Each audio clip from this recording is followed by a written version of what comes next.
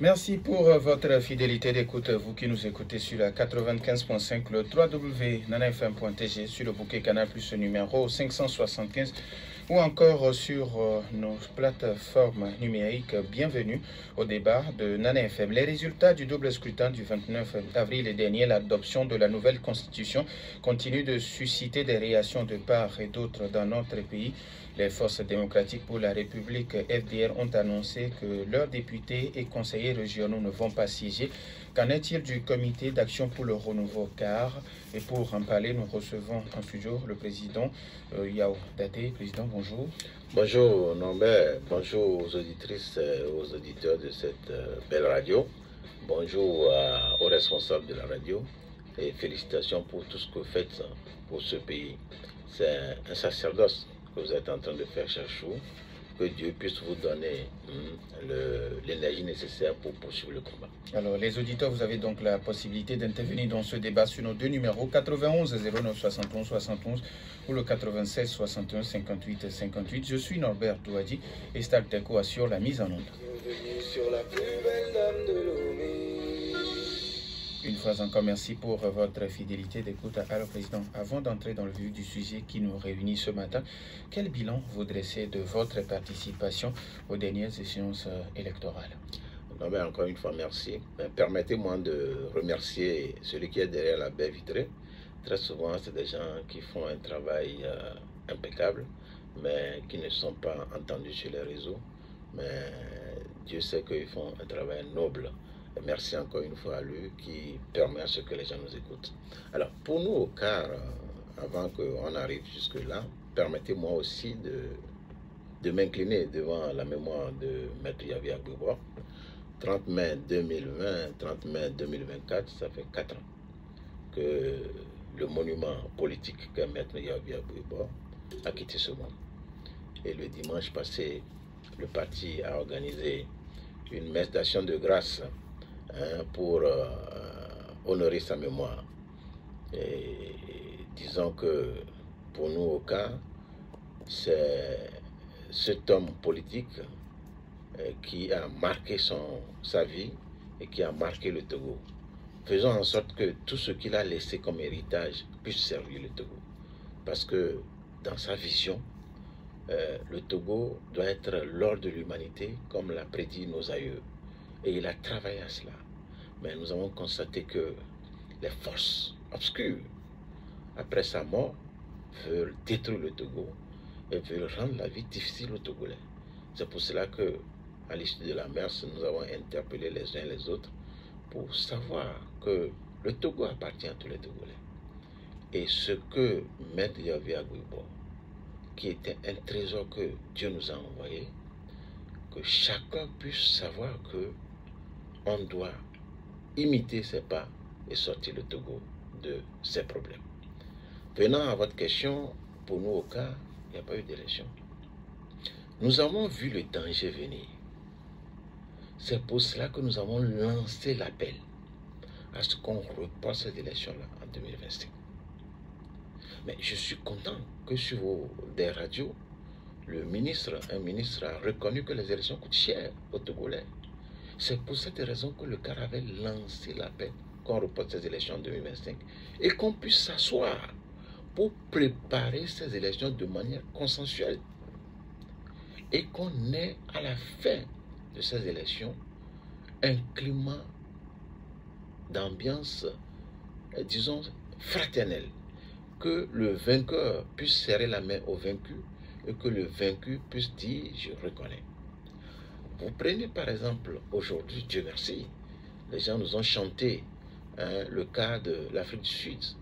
Mais c'est avec joie que le président de la République a dit que ces élections sont une victoire pour la démocratie chez eux, malgré qu'ils aient perdu la majorité absolue.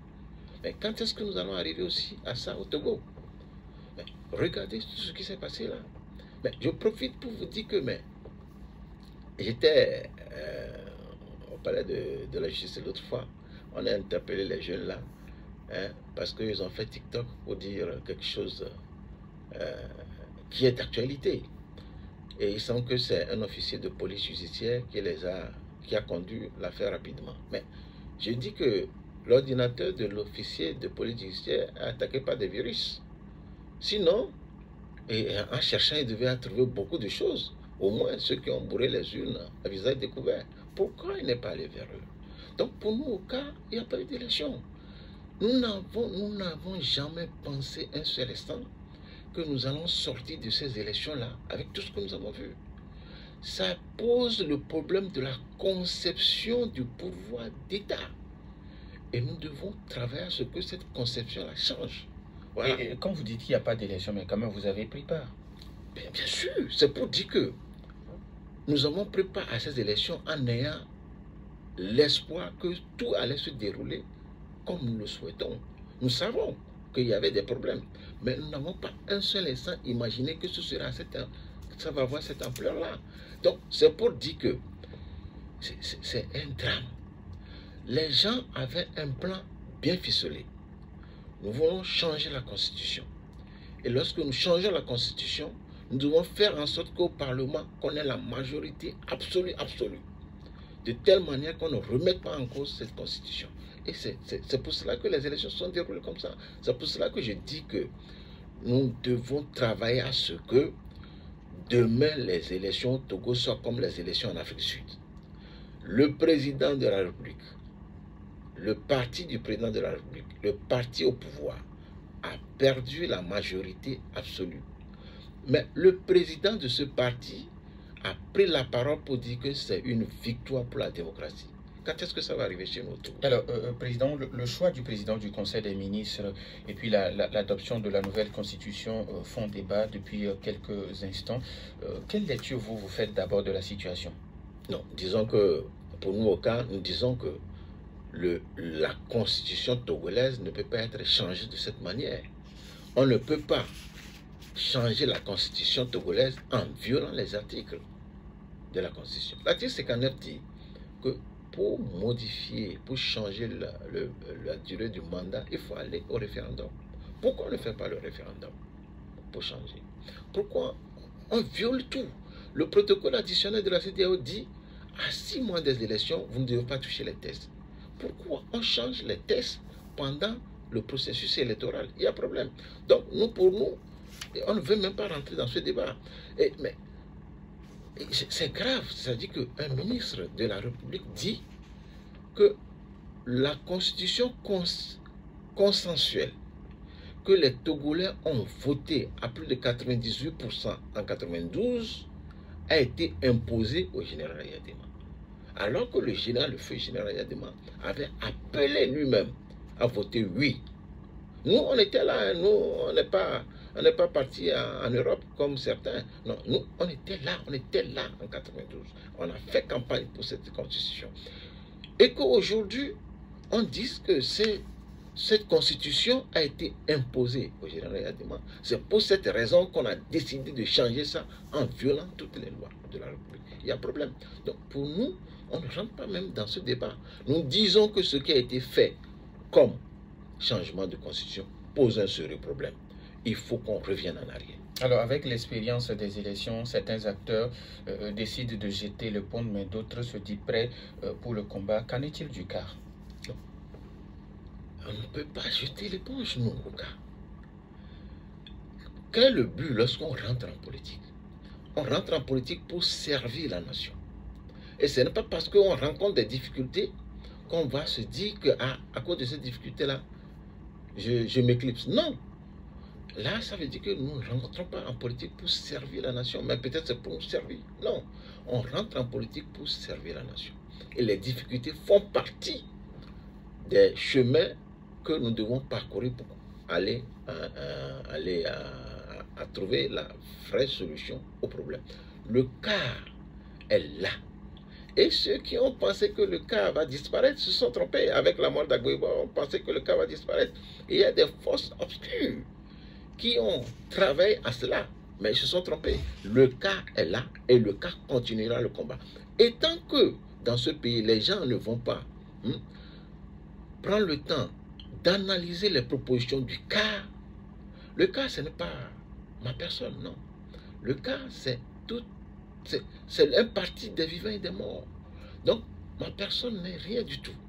Mais tant que les gens ne vont pas prendre le temps pour analyser les propositions du CAR, pour construire ce pays, nous allons toujours avoir des problèmes. Donc, le CAR n'abandonnera pas la lutte.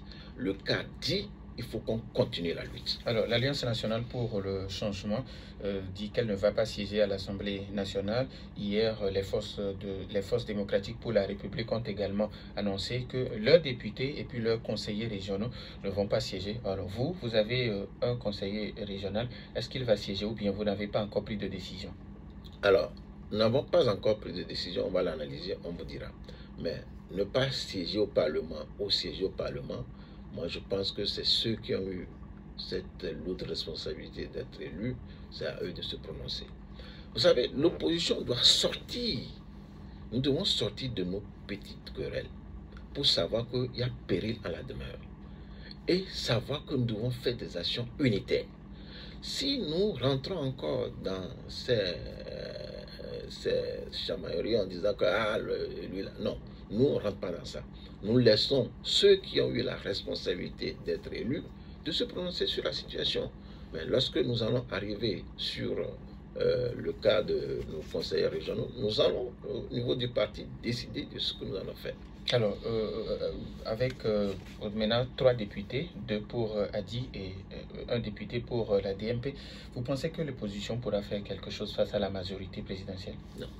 Il ne faut même pas poser le problème comme ça. Le problème est-ce que les gens veulent, c'est-à-dire que le parti au pouvoir, veulent qu'un jour qu'il y ait des élections transparentes au Togo pour que le vaincu puisse serrer la main au vainqueur? Depuis 1994, après les élections de 1994, il n'y a plus des élections transparentes au Togo. Alors, ça aussi, je profite pour dire quelque chose. Les gens disent, mais l'opposition, vous devez être ensemble. C'est parce que vous n'êtes pas ensemble que le parti au pouvoir a gagné tout. Non, ça c'est une idée que les gens, le parti au pouvoir véhicule au sein des populations. Je vous prends le cas de 2005. Est-ce que l'opposition était ensemble ou pas? L'opposition était ensemble. C'était candidature unique. Mais les résultats, tout le monde connaît. Donc, c'est pour dire que c'est une question de voir comment allons-nous faire pour que les élections aient un sens au Togo. C'est une question de conception de pouvoir d'État. Le chef de l'État lui-même l'a dit, que le Togo, il n'y a qu'une minorité qui s'accapare des biens du pays au détriment de la majorité. Nous devons aider le chef de l'État à ce que les élections soient un sens. Le changement de la Constitution, c'est dans ce sens-là. C'est parce qu'il y a une minorité qui, disons, a décidé de changer la Constitution en trompant le chef de l'État. Vous savez, moi j'ai dit que les jeunes, je reviens sur eux, qui ont dénoncé la Constitution dans leur TikTok, mais ces jeunes doivent être décorés. Et comme l'a dit Socrate devant les juges d'Athènes, ces jeunes doivent être mis à l'abri parce qu'ils ont eu le courage de dire la vérité. Le pouvoir corrompt. Et c'est pour cela que les contre-pouvoirs que sont les institutions doivent fonctionner. Si les contre-pouvoirs que sont les institutions ne fonctionnent pas, on conduit le chef de l'État vers un pouvoir absolu. Et comme l'a dit Alpha Blondy, mais un pouvoir absolu corrompt absolument. Donc nous devons travailler en sorte que les contre-pouvoirs que sont nos institutions puissent fonctionner correctement. Sans ça, on ne s'en sort pas. Donc, disons que si je reviens à ta question, si l'ANC de l'Afrique du Sud, je parle de l'Afrique du Sud bien sûr, n'a que 159 députés sur les 400, et le président de ce parti dit c'est la victoire de la démocratie, et il faut qu'au Togo aussi un jour on arrive à ce que le parti au pouvoir accepte perdre les élections pour le bien du Togo. Donc c'est important. Donc ce n'est pas une question. Pour nous, il n'y a pas eu d'élection. Alors, ce qui veut dire que pour vous, vous êtes d'accord avec professeur Aimé Gogé quand il disait que ceux qui vont siéger et ceux qui ne veulent pas siéger ont le même combat? Non, je dis nous n'allons pas nous prononcer sur ça. C'est ceux qui ont eu la lourde responsabilité d'être élus, ça a eu de se prononcer. Donc, nous, on ne rentre pas dans ça. Donc, chacun est libre. Mais nous, au cas, nous disons, c'est important que l'opposition sache qu'il y a péril à la demeure. Alors, des partis politiques et des organisations de la société civile continuent d'organiser des manifestations et manifestent leur opposition à la nouvelle constitution. Je ne sais pas si vous êtes dans la même posture d'organiser des meetings pour expliquer aux gens ou bien pour vous les dés sont déjà pipés. Non, chez nous, ce que je viens de développer montre clairement la position du CAR. Le CAR est le premier parti, l'un des premiers partis lorsqu'on a sorti cette constitution-là, cette décision, lorsqu'on a voté ça pour la première fois, a dit non, ça ne passe pas. Alors, est-ce que vous allez également appeler à des manifestations publiques? Non, ça c'est-à-dire que la stratégie, notre stratégie ne va pas être dévoilée, mais c'est pour dire que le CAR est contre cette constitution et le CAR mènera des actions en ce sens-là. Donc, c'est pour dire que nous, au CAR, les dés ne sont pas pipés. Et qu'il faut faire en sorte que ceux qui conduisent le chef de l'État dans ce pétrin-là puissent revenir en arrière. C'est grave ce qui se passe au Togo. Non, mais, c'est-à-dire que les gens ont décidé de changer la constitution de 92 que les Togolais ont voté à plus de 98%. Et le ministre dont je viens de parler a publiquement dit que nous avons, dans notre projet, c'est de changer la constitution, sauter le verrou de limitation de mandat après 2025. Mais, chemin faisant, on a trouvé une proposition plus alléchante, c'est-à-dire de changer carrément la République, donc d'aller à la 5e République, et à partir de là, on va mettre en place les dispositions pour que le chef de l'État actuel puisse être toujours au pouvoir. Mais c'est grave, c'est la conception du pouvoir d'État qui pose problème. Vous voyez, en Afrique du Sud, au sein même du parti au pouvoir, il y a eu plusieurs qui se sont succédés à la tête du parti. Mais ici, chez nous, ce n'est pas possible. Et les gens travaillent à cela. Non, il faut faire en sorte que le Togo soit pour tous les Togolais. Et la lutte que nous faisons, nous le disons tout le temps au CAR, ce n'est pas contre ceux qui sont au pouvoir, non. Mais c'est pour même leur bien. Il faut qu'à la fin, que tout le monde puisse dire « Ah, je suis Togolais, quel que soit mon bois politique ». 91 09 71 71 ou le 96 61 58 58. Vos avis et vos questions nous intéressent, mais après la pause.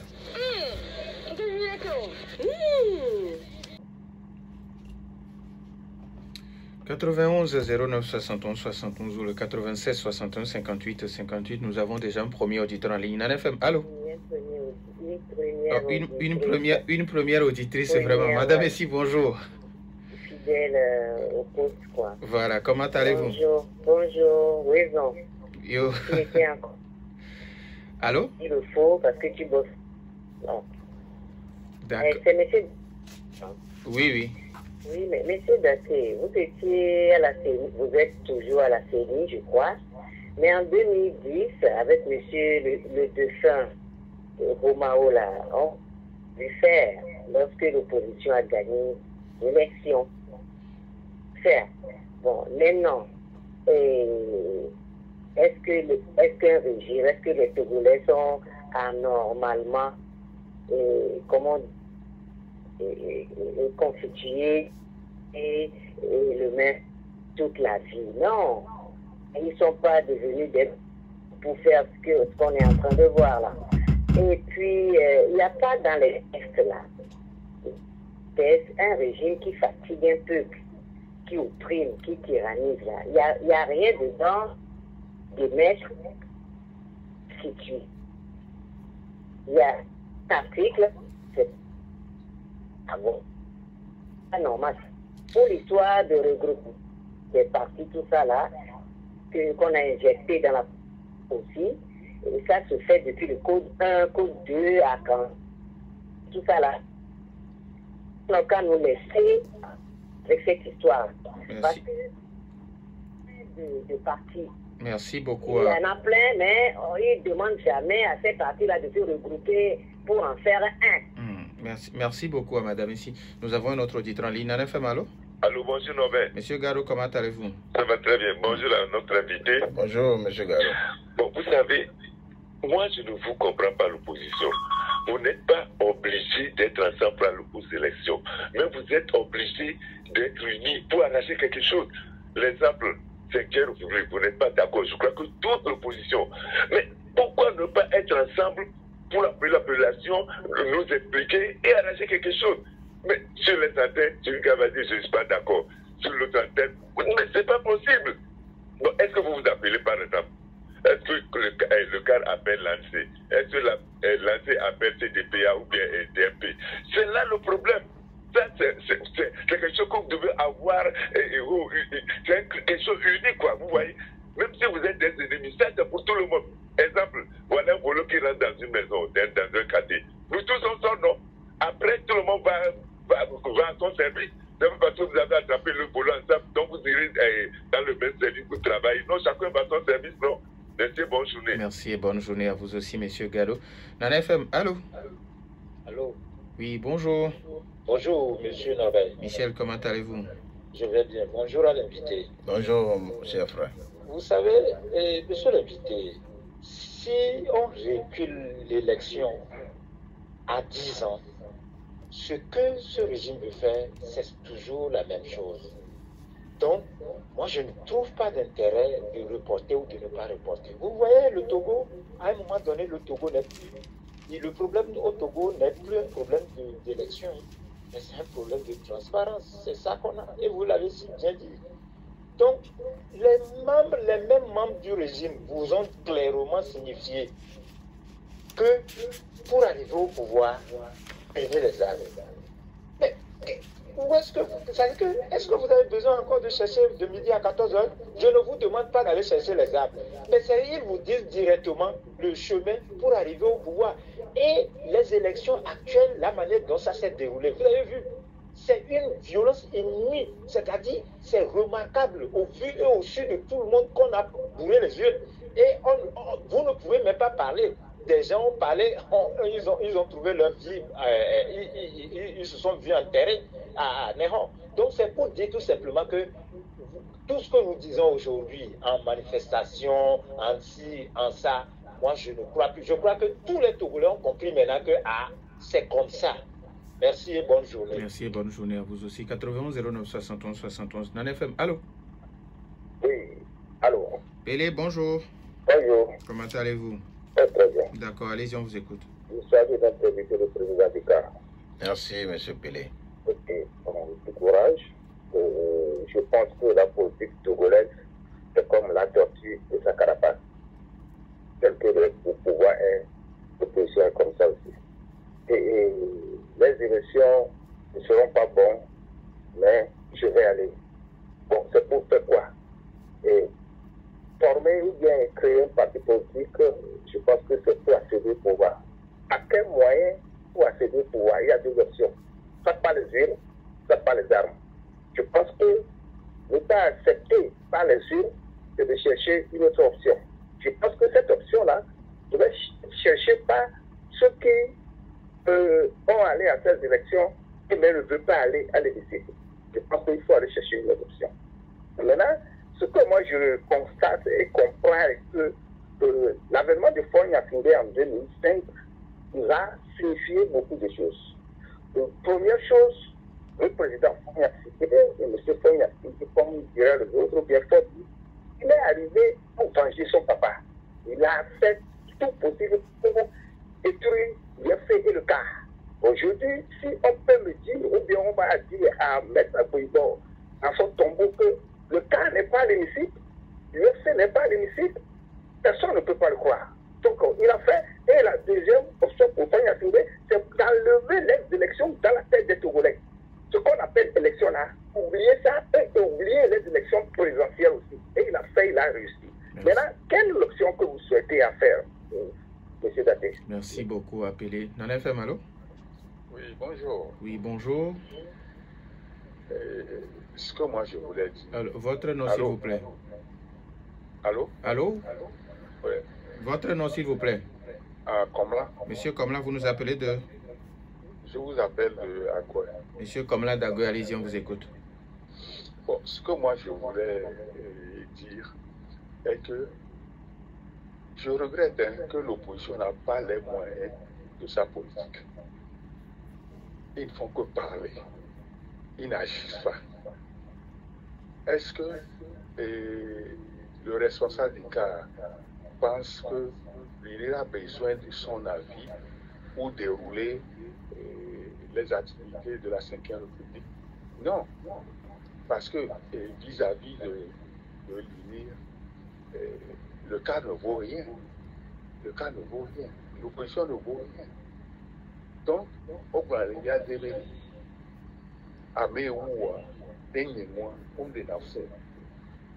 donc, si l'opposition est incapable de nous trouver une stratégie pour faire l'alternance, ben, ils n'ont qu'à laisser le peuple tranquille.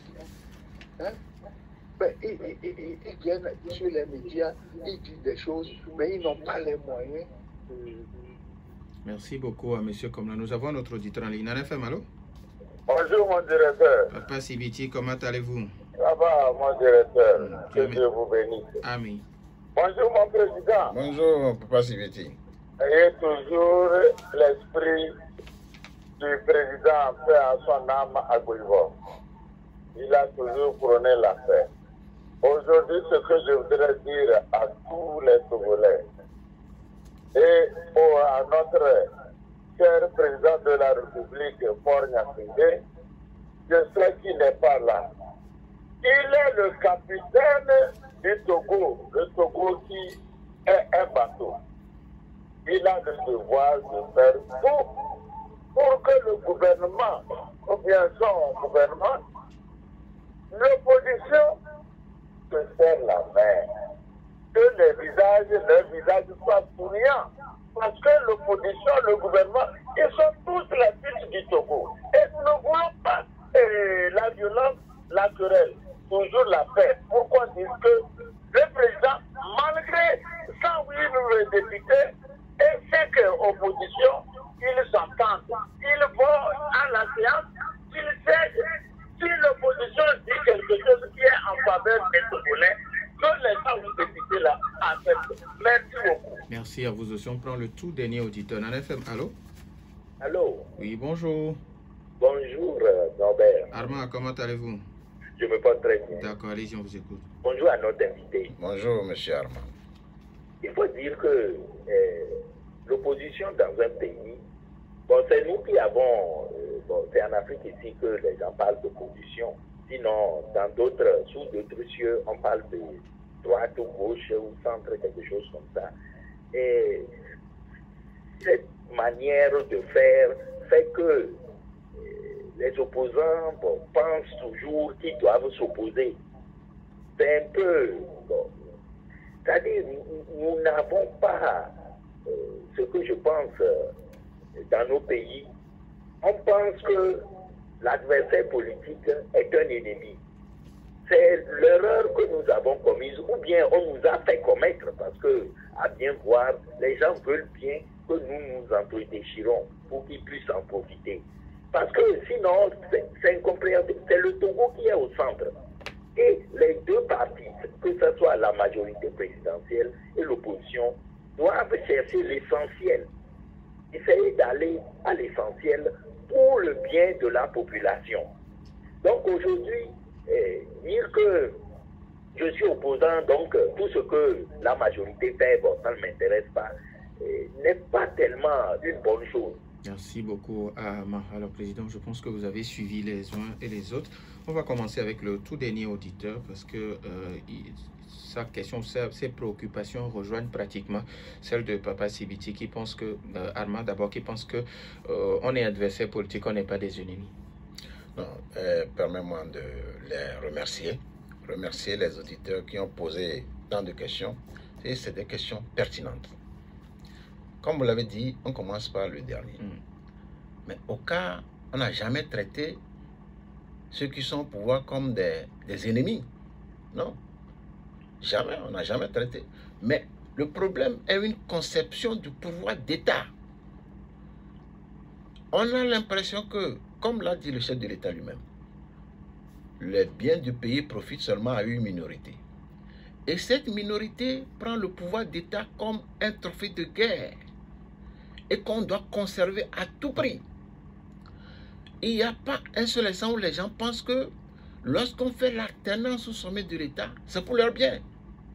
Donc, jamais le cas n'a jamais traité les autres comme des ennemis. Nous sommes des adversaires politiques. Et ça, le cas a bien compris. C'est pour cela que le feu maître Yaovi Agouibo a de bonnes relations avec tout le monde. Et aujourd'hui, les relations là, on a avec tout le monde. Mais ça ne nous empêche pas de dire ce qui est bien et de dire ce qui n'est pas bien.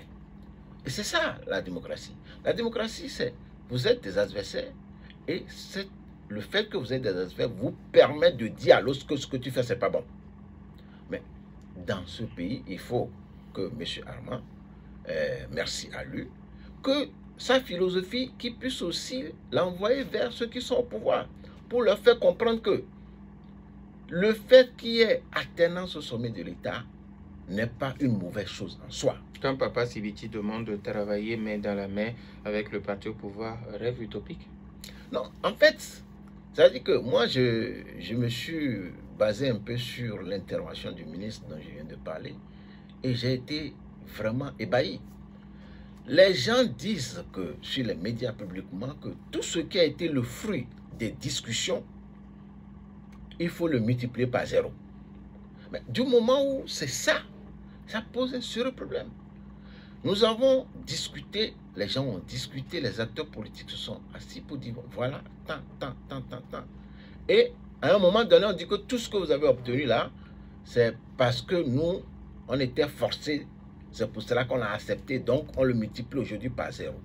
Mais si c'est comme ça, ça pose un sérieux problème.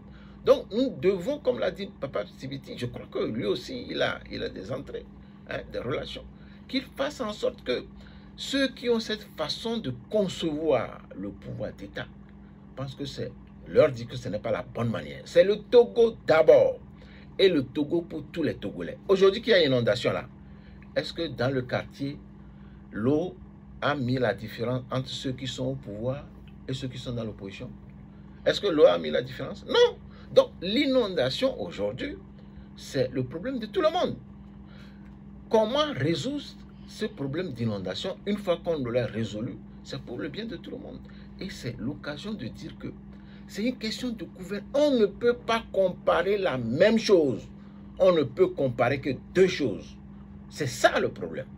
Donc, tant que nous n'avons pas à l'esprit qu'on ne peut pas comparer la même chose, tant qu'on a à l'esprit qu'on doit toujours comparer la même chose, on impose aux Togolais de comparer toujours la même chose, ça ne va pas marcher. Alors, quand M. Komlan Daguerre qui pense que vous n'avez pas les moyens de votre politique? je le comprends, hein? Je le comprends. Ça dit que c'est le désespoir total. Je vais prendre le cas du Sénégal. Est-ce que le président actuel, quelqu'un le connaissait? Quelqu'un a entendu parler de lui une fois? Non. Mais du moment où les Sénégalais ont décidé, c'est le peuple sénégalais, hein, ont décidé qu'ils doivent tout faire pour que Macky Sall ne fasse pas un troisième mandat, ils ont réussi. Mais au Togo, il faut que, je le comprends que, il ne faut pas qu'on abandonne la lutte. Il ne faut pas que les populations abandonnent la lutte. Et qu'on croit que c'est seulement les responsables politiques. Non, la lutte, c'est une lutte de tout le monde. Et de tout un chacun de nous. Donc, M. Komlan, nous, en tant que parti politique, on ne peut pas aller dire, comme l'a dit un ministre de la République, aller chercher les armes. Non, là, nous ne sommes plus parti politique. Nous devenons, à ceux qui le font, deviendront les rebelles. Mais si nous sommes partis politiques, on ne peut que compter sur la population, sur l'indignation. C'est pour cela qu'à notre conférence de presse du 22 mai, on a dit il faut l'indignation. Il faut de l'indignation. Alors, Pelé qui pense que tel pouvoir, telle opposition? M. Pelé, lui aussi, il est presque dans la résignation. Non. Alors, Michel également qui pense qu'aujourd'hui, le Togo n'a pas un problème d'élection, mais c'est un problème de transparence. Michel a bien touché du doigt le problème. Les élections qui se sont passées le 29 avril ont fait comprendre, ces élections-là ont fait comprendre aux Togolais que ce n'est pas une question d'unicité de l'opposition. Non, mais c'est une question de transparence des élections. Et les élections se volent dans les urnes. Ça, c'est clair. Au moins, c'est une leçon que nous devons tirer. Parce qu'il y a sur les médias, entre-temps, les gens qui circulent pour dire que non, les élections sont volées à la CENI, tout ça. Aujourd'hui, c'est clair pour les Togolais que les élections sont volées dans les urnes. Donc, comment faire pour ça? Comme l'a dit, comme je viens de le dire, c'est ne pas à l'opposition que nous sommes. Nous n'allons pas aller chercher les armes. Nous sommes partis politiques. Nous ne pouvons pas aller sur ce terrain. Mais je crois que la résignation est rentrée dans les Togolais. Et les Togolais ont dit que nous avons lutté, nous avons lutté. Nous devons continuer par lutter. C'est pour cela que nous saluons ce qui se... Et vous savez, il y a des tractations qui sont en cours. Et nous saluons ce que fait la société civile. Le cas salue ça. Il faut réveiller encore les consciences pour leur dire que nous ne devons pas abandonner la lutte. Parce que la lutte que nous faisons, c'est pour nous tous. Et c'est pour même ceux qui sont au pouvoir. Vous savez, lorsque vous prenez des milliers de militants de ceux qui sont au pouvoir, ils ne sont pas d'accord avec le changement de la Constitution. Mais eux, ils ne peuvent pas parler. Les gens de l'opposition, au moins, ont la chance de parler. Donc, nous devons travailler en sorte qu'eux aussi soient libérés. Alors, quand M. Garou vous demande, est-ce qu'il vous arrive de vous concerter entre acteurs de l'opposition? Je viens de le dire, qu'il y a des tractations en cours. Nous nous concertons. Et on ne peut pas dévoiler sur les radios toutes les stratégies que nous allons mettre en place. Donc, nous savons aujourd'hui, et Dieu merci, que chacun de nous sait qu'il faut qu'on soit ensemble pour arracher quelque chose. C'est ça la lutte. Et quand M. Garou parle des actions communes. C'est ça la lutte. Être ensemble pour arracher quelque chose. Le pouvoir, dans tout pays, veut conserver tout. C'est à l'opposition de s'organiser pour arracher. Et nous allons nous organiser pour l'arracher. Dès qu'on l'arrache, si on doit aller aux élections, il n'y a pas de souci. Mais il faut la transparence. C'est pour cela que celui qui a dit que reporter les élections n'est pas un problème. Non. Si c'est qu'on avait reporté les élections telles que nous l'avons demandé, nous devons nous asseoir. Nous l'avons dit dans notre communiqué. Nous devons nous asseoir pour préparer ça ensemble, pour qu'il y ait la transparence. Parce qu'aujourd'hui, on a vu clairement que le problème du Togo, c'est la transparence des élections. Mais c'est inouï. La manière dont les gens ont bourré les urnes à visage découvert. Alors que la loi punit ça. C'est pour cela que j'ai dit, l'OPJ qui a arrêté nos deux jeunes parce qu'ils ont fait TikTok, sa machine-là, son ordinateur a pris des virus. Parce que ce qui s'est passé sur tous les réseaux sociaux, pourquoi lui, en tant qu'OPJ, conformément à la loi, n'a pas arrêté ces gens-là pour qu'on les juge? Parce qu'à la justice, il n'y avait même pas d'article pour condamner ces enfants, ces jeunes-là. Alors que ceux qui ont bourré les urnes à visage découvert, le code électoral est clair. Il y a des articles qu'on peut leur appliquer. Donc, c'est pour dire que c'est la transparence des élections qui est notre problème. Mais pour qu'on arrive à la transparence des élections, c'est que les gens doivent changer la conception du pouvoir d'État. Alors, Madame Siki vous demande, est-ce qu'il n'y a pas de dispositions dans la Constitution de 1992, parce que c'est ce dont vous parlez, est-ce qu'il n'y a pas de dispositions qui vous permettent de porter plainte? Oui, Madame Essi, je la salue. Vraiment, c'est une combattante. Et je suis content que des gens comme ça sont au saguet, presque sur toutes les radios, ils interviennent. Ils sont en train, elle en tant que femme, en train de faire un travail de pédagogie et de sensibilisation. Il y a plein de dispositions dans la Constitution qui permettent de saisir les cours. Mais est-ce que les gens respectent? La CEDEAO a rendu plein de décisions. Est-ce que les gens ont respecté? Est-ce que le gouvernement a respecté? C'est pour cela que moi je dis, le problème aujourd'hui, c'est la conception du pouvoir d'État qu'il faut changer. Et c'est au Togo, là, tous les Togolais. Quelqu'un a dit tout à l'heure que pourquoi nous ne nous mobilisons pas? Ce n'est pas les partis politiques seuls, c'est tous les citoyens qui doivent se mobiliser pour qu'on dise aux dirigeants, nous ne sommes pas d'accord. Il faut s'indigner. Alors, Monsieur Daté, il nous reste pratiquement 1 minute. Si vous avez un message à l'endroit des Togolais, des organisations de la société civile et des autres partis de l'opposition. Non, je crois que merci encore Norbert, merci à notre ami qui est derrière la baie vitrée, merci aux responsables de la radio, merci aux auditrices et aux auditeurs de cette radio qui nous ont écoutés, merci aux intervenants. Mais je tiens à dire que les Togolais ne doivent pas abandonner la lutte. Nous devons continuer la lutte. Nous devons nous indigner. C'est pour cela que lorsque le moment viendra et qu'on va les appeler à sortir, il faut qu'ils soient prêts pour que la lutte puisse continuer, pour libérer le Togo pour tous les Togolais, je dis bien sans exception, pour tous les Togolais, même pour ceux qui dirigent le pays. Et que nous changeons, ceux qui sont au pouvoir changent un peu la conception du pouvoir d'État en s'inspirant de ce qui s'est passé en Afrique du Sud. Je vous remercie. Nous disons merci à Yao Daté. Il est le président du comité d'action pour le renouveau. Car merci également à vous, chers auditeurs, pour votre fidélité d'écoute à Nana FM. Fin de ce débat mis en onde par Stan Teko.